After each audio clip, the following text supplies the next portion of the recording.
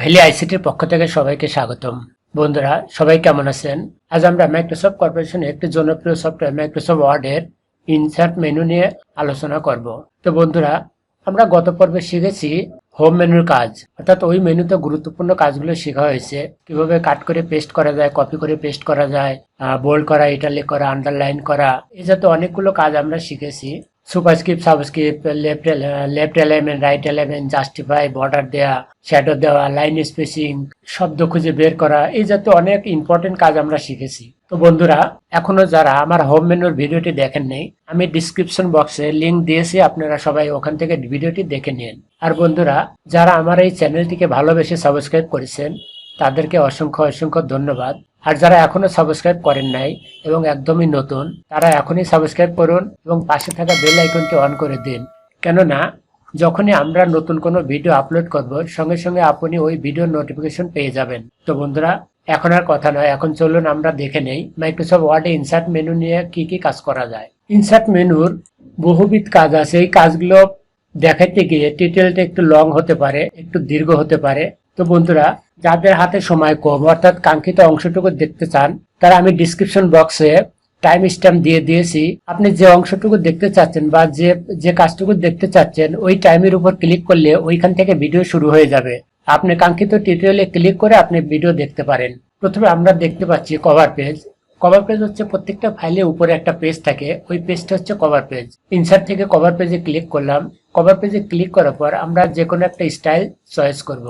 আমি একটা simple style নিলাম। আমাদের মূল লেখাগুলো দ্বিতীয় পেজে চলে আসছে, অর্থাৎ প্রথম পেজটা হচ্ছে কভার পেজ। এই পেজে এখানে দেখাচ্ছে টাইপ দি ডকুমেন্ট টাইটেল, অর্থাৎ ডকুমেন্টের কি টাইটেল হবে, যে টাইটেল দ্বারা পুরো ডকুমেন্টটাকে বোঝানো যাবে, ওই টাইটেলটা আমাদের এখানে লিখে দিতে হবে। সাপোজ আমি অফিসিয়াল ভাবে স্যালারি শিট লিখে দিলাম, স্যালারি শিট লিখলাম। নিচে আছে সাবটাইটেল। সাবটাইটেল হচ্ছে ওই স্যালারি আন্ডারে আর কি কি লেখা যায়। বিভিন্ন শাখা থাকতে পারে, বিভিন্ন দেশে ব্রাঞ্চ অফিস থাকতে পারে, বা একই অফিসের বিভিন্ন ডিপার্টমেন্ট ভাগ থাকতে পারে। যদি আমার ব্রাঞ্চ অফিস থাকে, আমি বরিশাল বিভাগ দিলাম, বরিশাল ব্রাঞ্চ। এটা স্যালারি শিট আমার বরিশাল ব্রাঞ্চের। এরপর এখানে পিক ডেট, ডেট দিতে পারি, কোম্পানির নাম এবং যে ফাইলটা তৈরি করছে তার নাম এখানে পাওয়া যাবে। এটা ছিল আমাদের কভার পেজ। কভার পেজটা যদি দরকার না থাকে, তাহলে আমরা ইনসার্ট থেকে কভার পেজে ক্লিক করে রিমুভে ক্লিক করব, তাহলে কভার পেজটা উঠে যাবে। এরপরে ব্ল্যাঙ্ক পেজ। ব্ল্যাঙ্ক পেজ হচ্ছে যে আমার এই পেজের নিচে আমার আরেকটা ব্ল্যাঙ্ক পেজ দরকার। আমার দুইটা পেজ আছে, টোটালি দুইটা পেজ আছে। আমার যখনই আরেকটা পেজ দরকার, ব্ল্যাঙ্ক পেজে ক্লিক করলে আমার আরেকটা পেজ তৈরি হয়ে গেল। এখন আমার তিনটা পেজ তৈরি হয়ে গেল। এখানে আছে পেজ ব্রেক। পেজ ব্রেক হচ্ছে ব্ল্যাঙ্ক পেজের আরেকটা বিকল্প পদ্ধতি। আমি পেজ ব্রেকে ক্লিক করলেও এক পেজ থেকে আরেক পেজে চলে যাবে, অর্থাৎ এখানে চতুর্থ পেজ হয়ে গেছে। অর্থাৎ তৃতীয় পেজ ছিল, আমরা পেজ ব্রেক করার কারণে চতুর্থ পেজ হয়ে গেছে। তার মানে ব্ল্যাঙ্ক পেজ এবং পেজ ব্রেকের কাজ একই। ঠিক আছে, এই পেজটা যদি আমি রাখতে না চাই, তাহলেও পেজের প্রথমে কার্সর রেখে কিবোর্ড থেকে ব্যাক সুইচ চাপ দিলে পেজটা মুছে যাবে। এখন আমাদের তৃতীয় পেজ আছে, তিনটে পেজ আছে। তৃতীয় পেজও আমি মুছে দিব, ব্যাক সুইচ দিয়ে আমি মুছে দিলাম। তো বন্ধুরা, এবার দেখবো আমরা টেবিল প্যানেলে কাজ। টেবিল প্যানেলে টেবিল তৈরি করার কৌশলগুলো জানবো। আসলে টেবিলটা হচ্ছে যে আমরা যখন বায়োডাটা টাইপ করি, তখন একাডেমিক ডিসক্রিপশন গুলো ওখানে টেবিলের ভিতর দিয়ে দিতে হয়, বা অফিসিয়াল কোনো কোনো কাজেও টেবিলের প্রয়োজন পড়ে। তো আমরা টেবিল তৈরি করে নেই। ইনসার্ট মেনু থেকে টেবিলে ক্লিক করব। এখানে টেবিল দেখতে পাচ্ছি। টেবিলের এখানে ক্যাটাগরি, যে এখানে টেবিল আমার এই সারিটা হচ্ছে কলাম। টেবিলে কয়টা কয়টা কলামের ভাগ থাকবে, আর এই সারিটা হচ্ছে রো, কয়টা লাইনে আমরা লিখতে পারবো। বন্ধুরা, এখানে যদি বুঝতে প্রবলেম হয়, তাহলে আমরা ইনসার্ট টেবিলে ক্লিক করব। এখানে দেখাচ্ছে নাম্বার অফ কলাম, কয়টা কলাম দরকার। আমার সাপোজ এখানে 5টা কলামই দরকার। নাম্বার অফ রো, কয়টা রো দরকার। আমার এখানে যে কয়টা রো দরকার ওইখানে আমাদের টাইপ করে দিতে হবে। 4টে রো দিলাম। ফিক্সড কলাম ওয়াইতে অটো রাখলাম, সবগুলো একই মাপে হবে। ওকে বন্ধুরা, আমার টেবিলটা তৈরি হয়ে গেল। এখন এই টেবিলের কলাম ছোট বড় করা প্রয়োজন হতে পারে। আমরা কলামের মাঝখানে মাউস, এই অবস্থায় আসলে মাউসের বাম বাটন চেপে ধরে টান দিয়ে চাপাই দিব। প্রয়োজন অনুযায়ী কলাম ছোট বড় করা যাবে। আমরা এভাবে কলামকে ছোট বড় করতে পারি। টেবিলের ডিজাইন দিতে পারি। এখানে অনেক রকম ডিজাইনের টেবিল আছে। যে যে ডিজাইন চাচ্ছি ওই ডিজাইন সিলেক্ট করলে ডিজাইন অনুপাত হয়ে যাবে। এই লাইনটা হচ্ছে হেডিং রো, অর্থাৎ টেবিলের হেডিং থাকে, হেডলাইন থাকে, নিচ দিয়ে তার লেখাগুলো থাকবে। বন্ধুরা, এই সারিটা হচ্ছে কলাম আর এই সারিটা হচ্ছে রো। প্রয়োজনে কলাম বা রো ডিলিট করা যাবে। ডিলিট করতে চাইলে আমি যে কলামটা ডিলিট করব ওই কলামে কার্সর রাখছি, লেআউট থেকে ডিলিট, ডিলিট কলাম, কলামটা ডিলিট হয়ে গেল। এভাবে আমরা রো ডিলিট করতে পারি। আমার আবার কলাম তৈরি করা দরকার, কার্সর রাখছি, insert right side. Right side হচ্ছে আমার যেখানে কার্সর আছে তার ডাইনে একটা কলাম তৈরি হয়ে যাবে। এভাবে আমরা টেবিলের অনেক কাজ করতে পারি। বন্ধুরা, এই ছিল আমাদের টেবিল প্যানেলের কাজ। এরপর আমরা দেখব ইলাস্ট্রেশনের কাজ, ইনসার্ট মেনুর ইলাস্ট্রেশনের কাজ। ইলাস্ট্রেশন হচ্ছে কিছু ইলাস্ট্রেটরের মতো গ্রাফিক্স ডিজাইনের কাজ। এখানে আমরা পিকচার দেখতে পাচ্ছি যে আবার কম্পিউটার থেকে একটা পিকচার ডকুমেন্টে আনার জন্য পিকচারে ক্লিক করতে হবে। আমাদের কম্পিউটার ওই লোকেশনে নিয়ে আসবে যে আমার পিকচারটা কোথায় আছে, ওইখান থেকে আমার পিকচার চয়েস করে দিতে হবে। তো আমি পিকচারটা সিলেক্ট করে ইনসার্ট করলাম, ডকুমেন্টে পিকচারটা চলে আসছে। চলে আসার পর পিকচারের কাজ হচ্ছে পিকচারটাকে একটু ছোট বড় করার প্রয়োজন হতে পারে, রিসাইজ করা, পিকচারটা মুভ করার দরকার হতে পারে। পিকচারটা মুভ করতে চাইলে পিকচার সিলেক্ট করলে ফরম্যাট মেনু আসবে। ফরম্যাট মেনু থেকে র্যাপ টেক্সট, র্যাপ টেক্সট থেকে আমরা বিহাইন্ড টেক্সট বা ইনফ্রন্ট টেক্সট যে কোনো একটা সিলেক্ট করলে এখন সহজে পিকচারটা এক জায়গা থেকে আরেক জায়গায় মুভ করতে পারবো। পিকচারটার দরকার না থাকলে রাইট বাটন ক্লিক করে কাট করলে মুছে যাবে। এরপর আমরা ক্লিপ আর্ট করব। ক্লিপ আর্ট হচ্ছে পিকচারের মতো আরেকটা বিকল্প পদ্ধতি, অর্থাৎ মাইক্রোসফট কর্পোরেশন আমাদের কাজের সুবিধার জন্য কিছু পিকচার এখানে বাই ডিফল্ট দিয়ে দিছে। আমরা ক্লিপ আর্টে ক্লিক করলে এই প্যানেলটা চলে আসবে। এখান থেকে আমরা গোতে ক্লিক করব। এখানে অনেক রকম পিকচার দেখতে পাচ্ছি। যে পিকচারটা প্রয়োজন ওই পিকচার উপর ক্লিক করলে ডকুমেন্টে চলে আসবে। এখন একই সিস্টেমে একইভাবে আমরা রিসাইজ করতে পারি। পিকচারটাকে র্যাপ টেক্সট করে আমরা সহজে পিকচারটাকে মুভ করতে পারি। বিহাইন্ড টেক্সট, আমরা পিকচারটাকে এক জায়গা থেকে আরেক জায়গায় সহজে নিতে পারি। পিকচার দরকার না থাকলে সিলেক্ট করে কিবোর্ড থেকে ডিলিট। এখন ইনসার্ট থেকে শ্যাপ। শ্যাপ হচ্ছে কিছু গ্রাফিক্যাল অবজেক্ট বা ডিজাইনের কাজ পাওয়া যাবে এখানে। আমরা এখানে অনেক রকম শ্যাপ দেখতে পাচ্ছি। যে স্টাইলের শ্যাপ বা যে স্টাইলের ডিজাইন তৈরি করার দরকার ওই স্টাইলের শ্যাপ আমরা এখানে ক্লিক করব। ক্লিক করলে প্লাস পয়েন্টার হবে। ডকুমেন্টে মাউসের বাম বাটন চেপে ধরে টান দিলে ডিজাইন হয়ে যাবে। এখন এই শ্যাপের ডিজাইনের ভিতরে আমরা কালার দিতে পারি। শ্যাপ ফিল, শ্যাপ ফিল থেকে আমরা যে কোনো কালার ব্যবহার করতে পারি। শ্যাপটাকে রিসাইজ করা যাবে, যে কোনো জায়গায় মুভ করে নিয়ে বসানো যাবে, প্রয়োজন না থাকলে ডিলিট। স্মার্ট আর্ট হচ্ছে গ্রাফিক্যালি কিছু অবজেক্ট এখানে ডিজাইন করাই আছে। ওই ডিজাইন অনুযায়ী আমরা চয়েস করে ওকে করলে এখানে চলে আসবে। যে আমি এখানে কিছু লিখে দিলাম, এমএস ওয়ার্ড লিখে দিলাম, এখানে লিখলাম এমএস এক্সেল, এখানে লিখলাম এমএস পিপিটি। এভাবে আমরা ডিজাইন করতে পারি। প্রয়োজন না হলে ডিজাইনটি সিলেক্ট করে ডিলিট। ইনসার্ট থেকে চার্ট। চার্ট হচ্ছে কিছু ফিগার তৈরি করা, গ্রাফ তৈরি করা। চার্ট হচ্ছে কিছু ফিগার তৈরি করা বা গ্রাফ তৈরি করা। এখানে অনেক রকম ফিগার বা গ্রাফ আছে। আমরা যে স্টাইল চাচ্ছি ওই স্টাইল সিলেক্ট করে ওকে করলে আমাদের ওই স্টাইলে চার্ট তৈরি হয়ে যাবে। সিলেক্ট করলাম, ওকে। আমরা দেখতে পাচ্ছি এখানে চার্টে আমি কি কি ডাটা টাইপ করব এখানে আমাকে দিতে বলতেছে।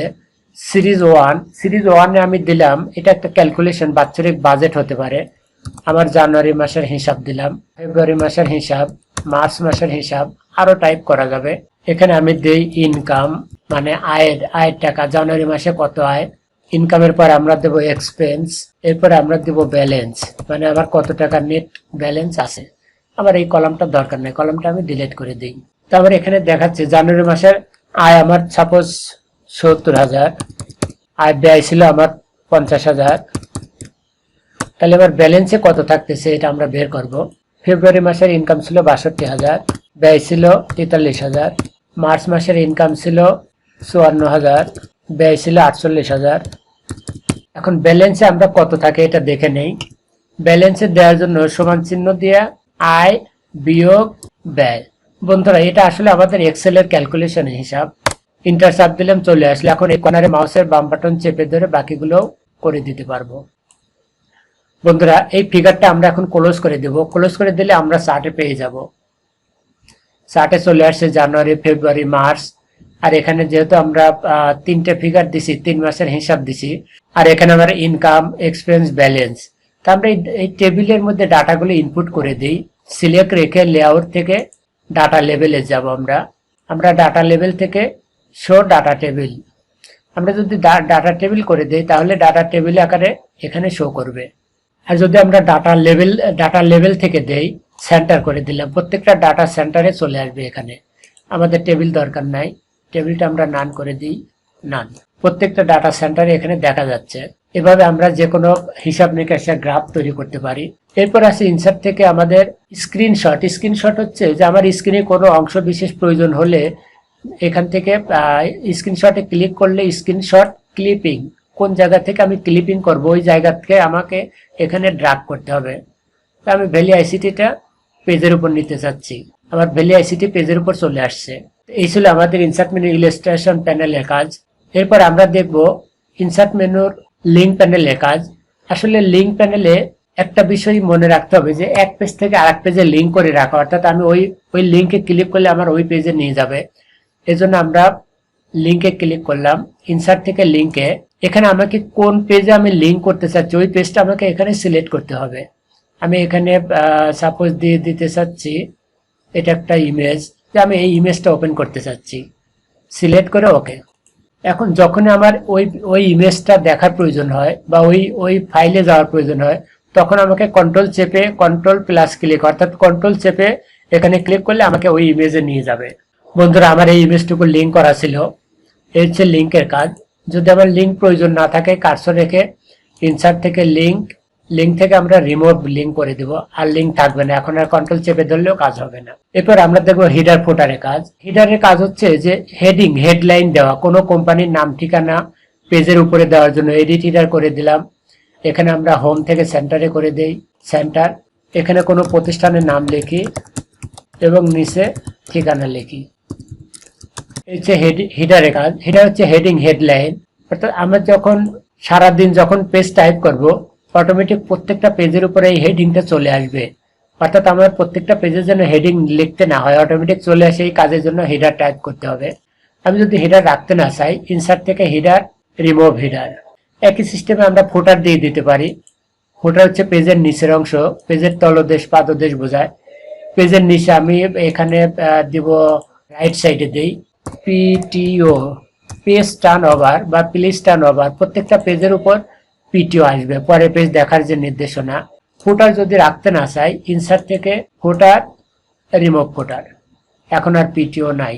এরপর আমাদের পেজ নাম্বার আছে, পেজের নাম্বার দেওয়ার প্রয়োজন হতে পারে। টপ অফ পেজ পেজের উপরে অথবা বটম অফ পেজ পেজের নিচে। আমি কোথায় দিতে চাচ্ছি, আমি টপে দিলাম, টপে লেফট সেন্টার রাইট আরো কিছু ক্রাইটেরিয়া আছে আমরা এখানে দেখতে পাচ্ছি। পেজ 1 অফ 1 আমি টপে রাইট সাইডে দিলাম। টপে রাইট সাইডে টোটাল 3টে পেজ আছে, এটা 1 নম্বর পেজ, এটা 2 নম্বর পেজ। এই পেজ নম্বর সহ প্রিন্ট আউট আসবে।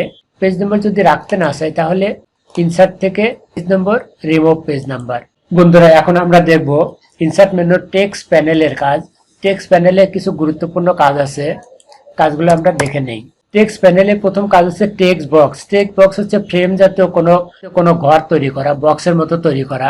তা আমি যদি এখানে পিকচার লিখে দেই তাহলে সবাই বুঝবে কি। একটু রিসাইজ করি, এটাকে একটু নিচে নামাই দেই, সেন্টার করে দেই, পিকচার লেখাটাকে সেন্টার করে দেই। এখন এই ফ্রেমটা যেখানে নিয়ে বসাই দেব এই অবস্থায় প্রিন্ট আউট করলে সবাই বুঝতে পারবে এখানে ছবি যুক্ত করতে হবে। এই জাতীয় কাজের জন্য টেক্সট বক্স ব্যবহার করা হয় বা ফ্রেম ব্যবহার করা হয়। দরকার নাই, ডিলিট করে দিলাম। এখানে ওয়ার্ড আর্ট। ওয়ার্ড আর্ট হচ্ছে কিছু লেখার ডিজাইন দেওয়া, কিছু ডিজাইনের লেখা দেওয়ার জন্য ওয়ার্ড আর্টে ইউজ করতে হয়। বন্ধুরা এখানে আমরা কালার ব্যবহার করি, তাহলে বুঝতে পারবো। ওয়ার্ড আর্ট স্টাইল থেকে আমরা কালার দিয়ে দিলাম। এটা হচ্ছে ওয়ার্ড আর্ট, যেখানে প্রয়োজন সেখানে নিয়ে বসাই দিতে পারি, প্রয়োজন নাই সিলেক্ট করে ডিলিট। এখান থেকে আমরা দেখতে পাচ্ছি object date and time. Date and time হচ্ছে যে আমার পেজের উপর ডেট এবং টাইম দেওয়ার জন্য রিসেন্ট যে ডেট এবং টাইম থাকবে ওই ডেট টাইম আমরা এখান থেকে চয়েস করতে পারি। আমি ডেট চয়েস করলাম, ওকে করলাম, ডেট চলে আসছে, অর্থাৎ আমার এই তারিখে কাজটা করা হয়েছে। তো ডেট দরকার না থাকলে এখানে সিলেক্ট করে কিবোর্ড থেকে ডিলিট বা ব্যাকস্পেস করে দিলে মুছে যাবে।